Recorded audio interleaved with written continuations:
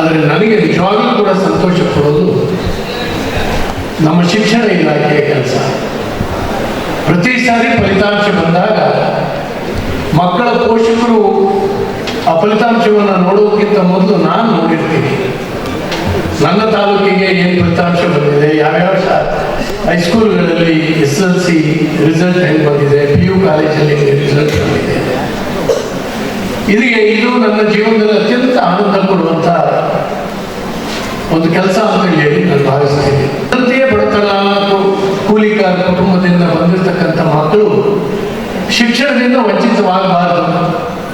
ನಾನು ಬೇರೆ ಯಾವುದೇ ಕೆಲಸ ಮಾಡದೇ ಇದ್ರೂ ಕೂಡ ಅಡ್ಡಿಯಿಲ್ಲ, ಇದು ಸಂಕೋಚ ಆಗಬಾರದು ಅನ್ನುವಂಥದ್ದು ನನ್ನ ಕನಸು ಮತ್ತು ನನ್ನ ಸಂಕಲ್ಪ.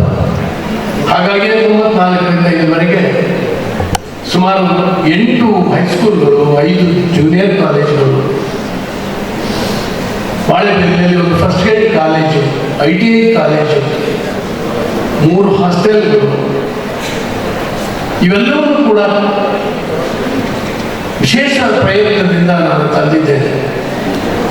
ಶಾಲಾ ಕಟ್ಟಡಗಳಿರ್ಬೋದು, ಬೇರೆ ಬೇರೆ ಇರ್ಬೋದು, ಶಾಲಾ ಮೈದಾನಗಳಿರ್ಬೋದು, ಶಾಲೆಗೆ ಅಗತ್ಯವಾಗಿರ್ತಕ್ಕಂಥ ಪಾಠೋಪಕರಣಗಳು, ಪೀಠೋಪಕರಣಗಳು ಏನು ಸರ್ಕಾರದಿಂದ ಕೊಡಿಸ್ಲಿಕ್ಕೆ ಸಾಧ್ಯ ಆಗ್ತದೆ ಇವನ್ನ ಮಾಡಿದ್ದೇವೆ. ಅನೇಕ ಶಾಲೆಗಳನ್ನ ನಾನೇ ದತ್ತು ತೆಗೆದುಕೊಂಡು ಅಡ್ಮಿಷನ್ ಇಲ್ಲದೆ ಸೋಲ್ತಾ ಇರುವಂತಹ ಶಾಲೆಗಳನ್ನ ಅಭಿವೃದ್ಧಿಪಡಿಸುವಂಥ, ಸಾರ್ವಜನಿಕರ ನೆರವಿನಿಂದ ಅಭಿವೃದ್ಧಿಪಡಿಸುವಂಥ ಪ್ರಯತ್ನಗಳನ್ನ ಮಾಡಿದ್ದೇನೆ. ಕಾರಣ ಇಷ್ಟೇ, ನಮ್ಮ ರಸ್ತೆನೋ ಇನ್ನೇನು 1 ವರ್ಷ ಲೇಟ್ ಆದರೆ ಏನೂ ಆಗೋದಿಲ್ಲ. ಆದರೆ ವ್ಯಕ್ತಿ ನಿರ್ಮಾಣದ ಕೆಲಸವನ್ನು ಮಾಡ್ತಾ ಇರ್ತಕ್ಕಂಥ ನಮ್ಮ ಶಾಲೆಗಳು ಸೌಲಭ್ಯಗಳಿಂದ ಕೊರತೆ ಆಗಬಾರದು. ಅವುಗಳಿಗೆ ಹೆಚ್ಚು ಒತ್ತನ್ನು ಕೊಟ್ಟರೆ, ಶಕ್ತಿ ತುಂಬಿದ್ರೆ ಈ ದೇಶದ ಭಾವಿ ಜನಾಂಗ ನಿರ್ಮಾಣ ಆಗ್ತಾರೆ. ಮತ್ತು ಈ ದೇಶ ಹೆಂಗಿರಬೇಕು ಅಂತ ಹೇಳಿ ನನಗನ್ಸೋದು ನಿರ್ಧಾರ ಮಾಡುವಂಥದ್ದು ನಾವು ರಾಜಕಾರಣಿಗಳಲ್ಲ, ನಿಜವಾಗ್ಲೂ ಕೂಡ ನಿರ್ಧಾರ ಮಾಡುವಂಥದ್ದು ಒಬ್ಬ ಶಿಕ್ಷಕ. 4 ಗೋಡೆಗಳ ನಡುವೆ ಆ ಶಿಕ್ಷಕ ದೇಶದ ಅಭಿವೃದ್ಧಿಯ ಕನಸನ್ನು ಹೊತ್ತು ಭಾವಿ ಜನಾಂಗವನ್ನು ತಯಾರು ಮಾಡಿ ಇಂಥ ಸಶಕ್ತವಾದಂಥ ದೇಶವನ್ನು ಕಟ್ಟಲಿಕ್ಕೆ ಒಂದಷ್ಟು ಮನಸ್ಸುಗಳನ್ನು ನಿರ್ಮಾಣ ಮಾಡುವಂಥ, ವ್ಯಕ್ತಿಗಳನ್ನು ನಿರ್ಮಾಣ ಮಾಡುವಂಥ ಕೆಲಸವನ್ನು ಪ್ರಾಮಾಣಿಕವಾಗಿ ಮಾಡಿದ್ರೆ ಈ ದೇಶ ಸದೃಢವಾದಂಥ ದೇಶ ಆಗ್ತದೆ. ಹಾಗಾಗಿ ನಾವು ಶಿಕ್ಷಣಕ್ಕೆ ಹೆಚ್ಚು ಒತ್ತನ್ನು ಕೊಡಬೇಕು. ನಮ್ಮ ತಾಲೂಕಿನಲ್ಲಿ ನನಗಿನ್ನೂ ನೆನಪಿದೆ, ಕೋವಿಡ್ ಸಂದರ್ಭದಲ್ಲಿ ಕೂಡ ನಾವು CET ಕೋಚಿಂಗನ್ನು ಮಾಡಿದ್ವಿ. CET ಕೋಚಿಂಗ್ ಮಾಡಿದ್ವಿ, ಯಾರು ಕೂಡ ಒಟ್ಟು ಸೇರಿಸುವ ಸಾಧ್ಯನೇ ಇಲ್ಲ, ಅರೆಸ್ಟ್ ಮಾಡ್ತಾ ಇದ್ದಾರೆ. ನಾನು SP ಅವರಿಗೆ ಮತ್ತು DC ಅವರಿಗೆ ಹೇಳಿದೆ, ನಮ್ಮ ಜವಾಬ್ದಾರಿ ಮಕ್ಕಳಿಗೆ CET ಕೋಚಿಂಗನ್ನು ಕೊಡಲೇಬೇಕು, ಅನಿವಾರ್ಯ. ಅಲ್ಲಿ ಡಾಕ್ಟರ್ನ ಮತ್ತು ದಾದಿಯರಲ್ಲಿ ಕೂರಿಸಿ ಟೆಸ್ಟ್ ಮಾಡಿ ಒಳಗೆ ಕಳಿಸಿ ಸಂಜೆವರೆಗೂ ಕೂರಿಸ್ತಾ ಇದ್ದಾರೆ. ನನಗೇನು ಕೂಡ ನೆನಪಿದೆ. ಆ ಮಕ್ಕಳಿಗೆ ಊಟ ಕೊಟ್ವಿ. ನಮ್ಮ ಶಿಕ್ಷಕರು ಧೈರ್ಯವಾಗಿ ಇಲ್ಲಿ ಒಳಗೆ ಬಂದು ಅವರಿಗೆ ಬೋಧನೆ ಮಾಡಿದರು. ಇವತ್ತು 100% ರಿಸಲ್ಟ್ ಬಂದಿದೆ ತೀರ್ಥಹಳ್ಳಿ ತಾಲೂಕು. 100% ರಿಸಲ್ಟ್. ಯಾವುದೋ ಮೂಲೆಯಲ್ಲಿ ಇರುವಂಥ ಒಂದು ಹೈಸ್ಕೂಲು, ಏನು ಅಲ್ಲೇ ಇರುವಂಥ ಮಕ್ಕಳನ್ನ, ಓದದೇ ಇರುವಂಥ ಮಕ್ಕಳನ್ನ ಇವತ್ತು ಬುದ್ಧಿವಂತರನ್ನಾಗಿ ಮಾಡಿ ನಮ್ಮ ರಮೇಶ್ ಅವರು ಹೇಳಿದ್ರು, ನಾವು ಗ್ರೇಸ್ ಮಾರ್ಕ್ಸಲ್ಲಿ ನಮ್ಮ ಮಕ್ಕಳು ಪಾಸ್ ಮಾಡಲಿಲ್ಲ ತೀರ್ಥಹಳ್ಳಿಯಲ್ಲಿ. ಅವರ ಸ್ವಂತ ಶಕ್ತಿಯ ಮೇಲೆ ರಿಸಲ್ಟ್ ಬಂದಿದೆ, ಇವತ್ತು ಪಾಸ್ ಆಗಿದ್ದಾರೆ, 100% ಬಂದಿದೆ ಅಂದರೆ ಗ್ರೇಸ್ ಮಾರ್ಕ್ಸ್ ಅಲ್ಲ. ಆ ರೀತಿ ಯೋಚನೆ ಮಾಡಿರುವಂಥ ಇವತ್ತು ಕೂಡ ಶಾಲೆಗಳು ಬೆಳಿಗ್ಗೆ 9 ಗಂಟೆಗೆ 9:30 ಸ್ಟಾರ್ಟ್ ಆಗ್ತವೆ. ರಾತ್ರಿಯೆಲ್ಲ ಮಕ್ಕಳನ್ನು ಉಳಿಸ್ಕೊಂಡು ಪಾಠ ಮಾಡುವಂಥ ಬದ್ಧತೆ ಇರ್ತಕ್ಕಂಥ ಟೀಚರ್ಸ್ ಅನ್ನು ನಾವು ಹೊಂದಿದ್ದೇವೆ. ಒಂಥರ ಜಿದ್ದಿಗೆ ಬಿದ್ದವರಂತ ಬೆನ್ನತ್ತಿ ನನ್ನ ಶಾಲಾಗಬೇಕು ಅನ್ನುವಂಥ ಒಂದು ಭಾವನೆಯಿಂದ ನಮ್ಮ ತಾಲೂಕಿನ ಶಿಕ್ಷಕರು, ನಮ್ಮ ಕ್ಷೇತ್ರದ ಶಿಕ್ಷಕರು, ನನಗೆ ಹೊಸನಗರ ತಾಲೂಕಿನವರು ಬಂದಿದ್ದಾರೆ, ನನ್ನ ಕ್ಷೇತ್ರದವರು ಶಿವಮೊಗ್ಗ ತಾಲೂಕಿನವರು ಇಲ್ಲಿ ಬಂದಿದ್ದಾರೆ. ಇಡೀ ಕ್ಷೇತ್ರದ ಶಿಕ್ಷಕರು ಪ್ರಾಮಾಣಿಕವಾಗಿ ಮಾಡಿದಂಥ ಪ್ರಯತ್ನ ಇವತ್ತು ನಮ್ಮೆಲ್ಲರಿಗೂ ಕೂಡ ಗರ್ವ ತಂದಿದೆ. ಇಂಥ ಒಂದು ಫಲಿತಾಂಶವನ್ನು ನಾವು ಕೊಟ್ಟಿದ್ದೇವೆ. ಹಾಗಾಗಿ ನಮ್ಮ 2 ತಾಲೂಕಿನ BOಗಳು ಗಣೇಶ್ ಅವರನ್ನು ನಾವು ಸ್ಮರಿಸ್ತೇವೆ.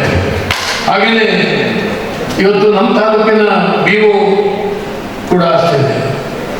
ಯಾಕೆಂದ್ರೆ ಅವರು ಕೂಡ ಯಾವುದೋ ಒಂದು BO ನಾನು ಅಂತ ಹೇಳಿರುವಂಥ ಅಧಿಕಾರದ ದರ್ಪದಿಂದ ಕೆಲಸ ಮಾಡಲಿಲ್ಲ. ನಮ್ಮ ಶಿಕ್ಷಕರನ್ನ ವಿಶ್ವಾಸಕ್ಕೆ ತಗೊಂಡು ಕೆಲಸ ಮಾಡಿದ್ರಿಂದಾಗಿ ಶಿಕ್ಷಕರು ಬಹಳ ಪ್ರೇರಣೆಯನ್ನು ಪಡೆದು ಕೆಲಸ ಮಾಡ್ತಾ ಇದ್ದಾರೆ. ಬಹುಶಃ ಇವರನ್ನು ಕುರಿತು ಈ ಶಾಲೆ ಬಹಳ ಇದರ ಪರಿಣಾಮವಾಗಿ ಇಡೀ ರಾಜ್ಯ ಶಿಕ್ಷಣ ರಂಗದಲ್ಲಿ ತೀರ್ಥಹಳ್ಳಿ ಕಡೆ ತಿರುಗಿ ನೋಡೋ ಹಾಗೆ ಆಗಿದೆ. ಇದು ನನಗೆ ಹೆಮ್ಮೆ, ನನಗೆ ಗರ್ವ. ನಾನು ಶಾಸಕನಾಗಿರುವಂಥ ಅವಧಿನಲ್ಲಿ ಇಂಥ ಒಂದು ಸಾಧನೆ ನಮ್ಮ ಕಡೆಯಿಂದ ಆಗಿದೆ ಅಂತ ಹೇಳ್ಲಿಕ್ಕೆ ನನಗೆ ಸಂತೋಷ ಆಗುತ್ತೆ. ಅನೇಕ ವರ್ಷದಿಂದ ನಾನು ಮುಖ್ಯೋಪಾಧ್ಯಾಯರನ್ನು ಕರೆದು ಗೌರವಿಸಿ ಒಂದು ಟೀ ಕೊಡ್ತಿದ್ದೆ. ಈ ವರ್ಷ ನನಗೆ ಅಲ್ಲಿ ನನ್ನ ಮಿತ್ರರು ಕೆಲವರಿದ್ದಾರೆ, ಹೈಸ್ಕೂಲ್ ಟೀಚರ್ಸ್. ಏನು ಅವ್ರು ಮಾತ್ರ ರಿಸಲ್ಟ್ ಕೊಟ್ಟಿದ್ದು ಅಂದರು. ನನಗೂ ಕೂಡ ಹೌದು ಅನಿಸ್ತು. ಎಲ್ಲರೂ ಕೂಡ ಕರೆದುಕೊಳ್ಳೋಣ, ನಿಮ್ಮ ಜೊತೆಗೆ ನನ್ನ ಅನಿಸಿಕೆಯನ್ನು ಹಂಚ್ಕೊಳ್ಳೋಣ, ನಿಮ್ಮ ಬಗ್ಗೆ ಒಳ್ಳೆ ಮಾತಾಡೋಣ. ನಾವು ಇನ್ನೇನು ಮಾಡ್ಬೋದು ಹೇಳಿ? ನಿಮ್ಗೂ ಬೆಂತಟ್ಟೋ ಕೆಲಸ. ನಮ್ಮ ಶಿಕ್ಷಕರನ್ನ ಯಾರು ಸುಮಾರು ಜನ ಹೇಳ್ತಾರೆ, ನಮ್ಮ ಶಿಕ್ಷಕರನ್ನ ಯಾರು ಹೇಳಿ ಕೇಳೋರಿಲ್ಲ. ಫಲಿತಾಂಶ ಬಂದರೆ ಅವ್ರು ಸಂತೋಷ ಪಡ್ಕೋಬೇಕಷ್ಟೇ. ಭಾಳಷ್ಟು ರಾಜಕಾರಣಿಗಳು ಅವ್ರು ಮಾತಾಡ್ಸೋಕ್ಕೆ ಹೋಗೋದಿಲ್ಲ. ಆದರೆ ನಾವು ವರ್ಷಕ್ಕೊಮ್ಮೆ 2-3 ಸಲ ಸೇರ್ತೀವಿ. ಶಿಕ್ಷಕರನ್ನ ಸೇರಿಸಿ ಸಬ್ಜೆಕ್ಟ್ ವೈದು ಫಲಿತಾಂಶವನ್ನು ರಿವ್ಯೂ ಮಾಡಿ, ಈ ಸಬ್ಜೆಕ್ಟಲ್ಲಿ ಸ್ವಲ್ಪ ಕೊಡ್ತಾ ಇದೆ ನಿಮ್ಮ ಶಾಲೆಯಲ್ಲಿ, ಅದನ್ನು ಹೆಚ್ಚು ಮಾಡಲಿಕ್ಕೆ ನೀವೇನು ಮಾಡ್ತೀರಿ ಅಂತ ಹೇಳಿ ಕೇಳುವಂಥದ್ದು ಮತ್ತು ಅವರಿಂದ ಇದನ್ನು ಸರಿ ಹೀಗೆ ಮಾಡ್ತಾ ಇದ್ದೀವಿ ಅಂತ ಹೇಳಿ ಅವ್ರ ಅನಿಸಿಕೆಯನ್ನು ಹೇಳುವಂಥದ್ದು.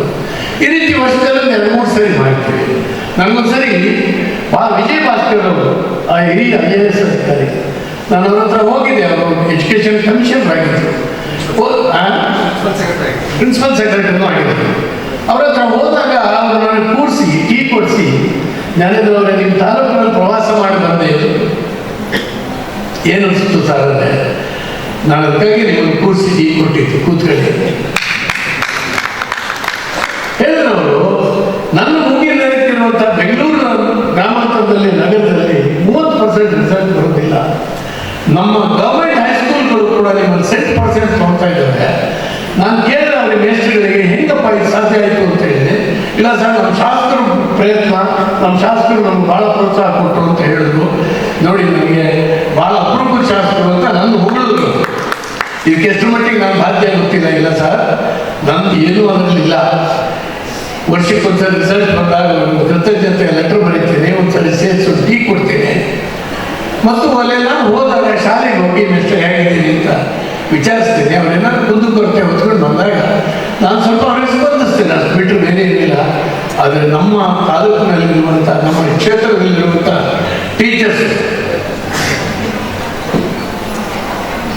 ಟೀಚರ್ಸು ಬದ್ಧತೆ ಇರ್ತಕ್ಕಂಥವರಿದ್ದಾರೆ.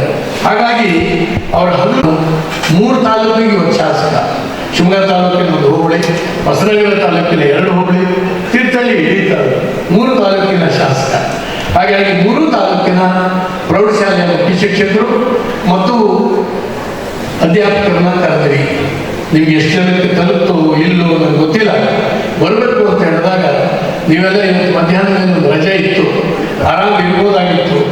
ಮತ್ತೆ PU ಕಾಲೇಜು ಅದರ ಪ್ರಾಂಶುಪಾಲರು ಮತ್ತು ಉಪನ್ಯಾಸಕರಿಂದ ಅವರೆಲ್ಲರನ್ನೂ ಕೂಡ ಕರೆದಾಗ ತುಂಬ ನೀವೆಲ್ಲ ಪ್ರೀತಿ ಇಟ್ಟು ನನ್ನ ಕರೆಗೆ ಹೋಗ್ಬಿಟ್ಟು ಬಂದಿದ್ದೀರಿ.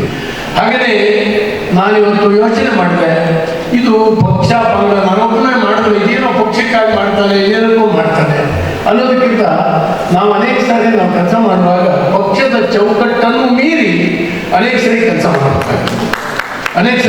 ಮಾಡಬೇಕಾಗ್ತದೆ. ಯಾಕಂದರೆ ನಾವು ಇಷ್ಟು ವರ್ಷ MLA ಸಾರ್ವಜನಿಕ ಜೀವನದಲ್ಲಿ ಬಂದ ಮೇಲೆ ಒಂದು ಮೆಚುರಿಟಿ ಲೆವೆಲ್ ಅಂತ ಹೇಳಿ ಇರ್ತದೆ. ನಾವು ಈ ರೀತಿ ಯೋಚನೆ ಮಾಡಿದ್ರೆ ಏನು ಪ್ರಯೋಜನ ಆಗಿದೆ? ಎಲ್ಲದನ್ನೂ ಕೂಡ ರಾಜಕಾರಣದ ಕನ್ನಡಕದಿಂದಲೇ ನೋಡೋದಾದ್ರೆ ಆ ರಾಜಕಾರಣವೇ ಅಲ್ಲ. ಹಾಗಾಗಿ ನಾವೆಲ್ಲರೂ ಒಟ್ಟಿಗೆ ಕೂತ್ಕೊಂಡು ಮಾಡೋಣ. ಎಲ್ಲ ಅಧಿಕಾರಿಗಳನ್ನು ಕರೆದೆ, ನಮ್ಮ ತಾಲೂಕು ಆಡಳಿತ 2 ಜನ DDPIಗಳು ಅಲ್ಲಿಂದ ಬಂದಿದ್ದಾರೆ, ಶಿಕ್ಷಣ ಇಲಾಖೆ ವರಿಷ್ಠರು ಬಂದಿದ್ದಾರೆ, 2 BOಗಳು ಬಂದಿದ್ದಾರೆ, ನನ್ನ ಮಿತ್ರರು ಈಗಾಗಲೇ ಮಂಜುನಾಥ್ ಗೌಡರು ಇರ್ಬೋದು, ನಮ್ಮ ಹೆಗ್ಡೆ ಇರ್ಬೋದು, ಎಲ್ಲರೂ ನಮ್ಮ ಪಂಚಾಯಿತಿ ಅಧ್ಯಕ್ಷರು, ಉಪಾಧ್ಯಕ್ಷರು ಎಲ್ಲರೂ ಹೇಳ್ತಾರೆ ಬನ್ನಿ ಎಲ್ಲರೂ ಕೂತ್ಕೊಂಡು ಅಧ್ಯಾಪಕರ ಜೊತೆಗೆ ಕೂತ್ಕೊಂಡು ಟೀ ಕುಡಿಯೋಣ, ಅವ್ರ ಬಗ್ಗೆ ಒಂದು 2 ಮಾತಾಡೋಣ, ಅವರ ಸ್ಫೂರ್ತಿಯಿಂದ ಕೆಲಸ ಮಾಡಲಿ. ಮುಂದಿನ ವರ್ಷವೂ ಕೂಡ ನಾವು ಈ ರೀತಿ ಸಂಭ್ರಮದ ಕಾರ್ಯಕ್ರಮ ಮಾಡೋ ಹಾಗೆ ಮಾಡುವಂಥ ಕೆಲಸ ನಾವು ಮಾಡೋದು. ಏನು ಹಣ ಕೊಡ್ತೀವ, ಕಾಸು ಕೊಡ್ತೀವ, ಇದೇ ಕೊಡ್ತೀವಿ. ಎರಡು ಒಳ್ಳೆ ಮಾತಾಡಲಿಕ್ಕೂ ನಮ್ಮ ಹೃದಯವಂತಿಕೆ ಇಲ್ಲದೆ ಇದ್ರೆ, ಮನಸ್ಸಿಲ್ಲದೆ ಇದ್ರೆ ಏನು ಪ್ರಯೋಜನ ಆಗುತ್ತೆ? ಶುಷ್ಕವಾದಂಥ ಒಂದು ಸಾರ್ವಜನಿಕ ಜೀವನ ಆಗ್ತದೆ. ಆದ್ದರಿಂದ ಇವತ್ತು ನಿಮ್ಮನ್ನೆಲ್ಲ ಕರೆದಾಗ ತುಂಬ ದೊಡ್ಡ ಸಂಖ್ಯೆಯಲ್ಲಿ ಬಂದಿದ್ದೀವಿ.